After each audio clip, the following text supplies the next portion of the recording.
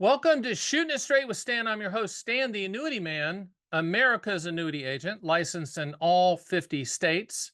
Today's topic is avoiding common pitfalls with annuity purchases. And this topic kind of comes from my team and the calls that they get. And they provided examples of which they kind of didn't need to do because I've been doing this for decades.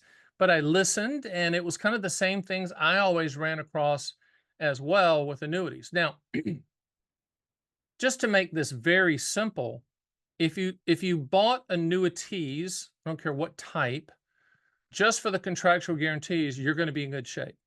You own it for what it will do, not what it might do, not the hypotheticals, the theoreticals, the projections, the back tested numbers, the agent hopeful return scenarios that they pitch, all of the unicorns chasing the butterfly nonsense. If you just stripped it down to, I'm only looking for contractual guarantees, then that's you win.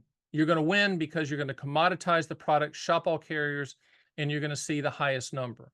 So never ever buy hypotheticals and non-guaranteed. If the person keeps showing you non-guaranteed numbers, say no, no, no. I want to just see the guarantees. Period. I mean, that's what you need to do. You also need to have a goal in mind. We always ask two questions. What do you want the money to contractually do? And when do you want those contractual guarantees to start? Understanding that annuities only solve for four things. And the acronym is PILL: principal protection, income for life, legacy, and long-term care. If you're one of the biggest pitfalls we see is people buying annuities, specifically index annuities, for market return. Huge mistake. You should never ever do that. These are these are life insurance products. Index annuities are issued at the state level. They're not securities. They're not regulated by FINRA, the NASD. You can't even use the word market because they're not market products. They're CD products put on the planet in 1995 to hopefully and potentially give you a little bit better return than a CD. Sometimes they do, sometimes they don't. But that's a big thing that I see. And one of the pitfalls is people buying the dream, and they're going to eventually own the contractual reality because it's a contract between you and the life insurance company issuing the annuity.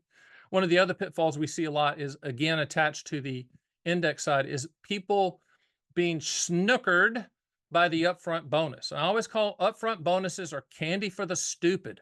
If you think there's a CEO at a life insurance company that issues annuities that wakes up in the morning and goes, you know what? I want to give money away. Yeah, that's what I want to do. No, no, they're for profit. Only politicians do that. Life insurance companies are for profit entities.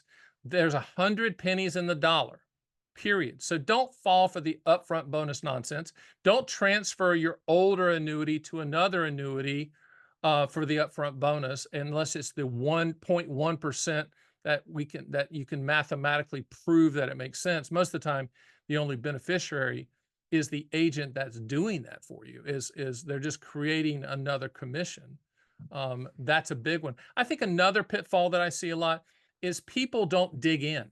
They want to believe that it sounds too good to be true, and they want to believe it. With annuities, no exceptions. And I want you to listen to me. No exceptions. If it sounds too good to be true, it is every single time. There's never been an exception to that. If it sounds too good to be true, it is. You're smarter than that. Put your thinking cap on, dig for information.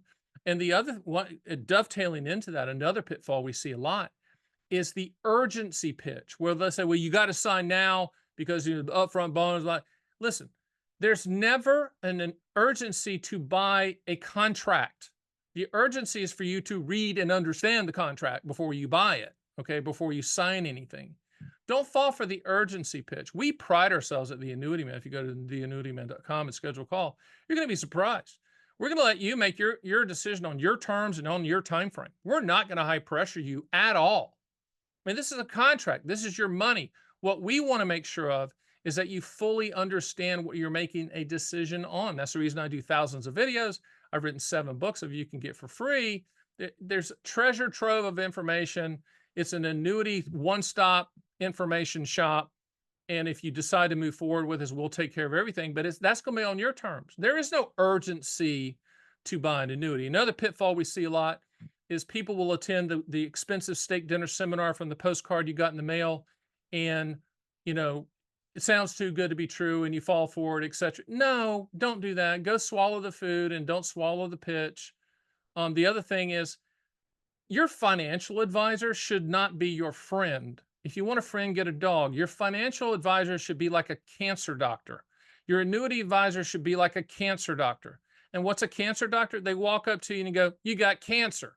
We got to fix it. This is what they don't sugarcoat it." You know, um, that's what, if they're trying to be chummy with you, we see this pitfall all the time. They're sending you, they want you to come to their kids' T-ball game.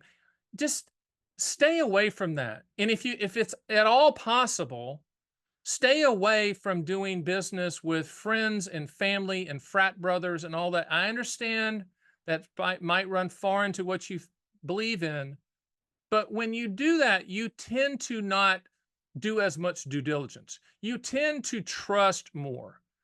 And the only thing you have to that you should trust in the annuity world is the contract, is the policy, is what it's going to contractually do. That's the trust. Our job is to filter that. Our job is to tell you the good, the bad, the limitations, and the benefits. So those are a lot of the pitfalls that we see. They're common sense pitfalls. If you put your thinking cap on and wouldn't fall for the sales pitch and the snooker and the good snookered stuff and the too good to be true, and if someone says the word hybrid for no reason, I mean, there's no hybrid annuity. I mean, if it sounds too slick, then it is. You're buying a contractual guarantee. You're solving for either principal protection, income for life, legacy, and long-term care. That's it. What do you want the money to contractually do? When do you want those contractual guarantees to start? If you want and need and yearn for market growth, do not buy an annuity of any type, period. Do not fall for market upside with no downside. Do not fall for market participation with principal protection. All those yummy sales pitches that looks like they should go on a t-shirt. Do not fall for that. Do not fall for the upfront bonus. Do not fall. This is one that kills me. Well, the advisor showed me his mom's account and the advisor showed me his Uncle Buck's account. Oh my gosh, really? That's about as low rent as you can get. That's garbage. That's ridiculous. And oh, by the way, that Beck tested number they share, well, Mr. Jones, Mrs. Jones, if you'd owned it 10 years ago, you'd have made 7, 8, 9%. That's illegal in a lot of states. They're not allowing that. I wish it was across the board, but you shouldn't fall for that anyway. Remember, annuities are contracts. They're transfer of risk contracts. Don't believe it? Buy one. You're going to get a policy mail, and it looks eerily similar to a contract. So that's the reason that we are so unique out here, that we only focus on the contractual guarantees of the policy. Even with index annuities that are the dream product that everybody seems to pitch, regardless of whether you have a sore throat, a sprained ankle, or if you actually need one, we use it as a delivery system, a cost-effective and efficient delivery system for the income rider contractual guarantee for lifetime income in the future. That's how we use it. We don't look at the hypothetical and the what ifs.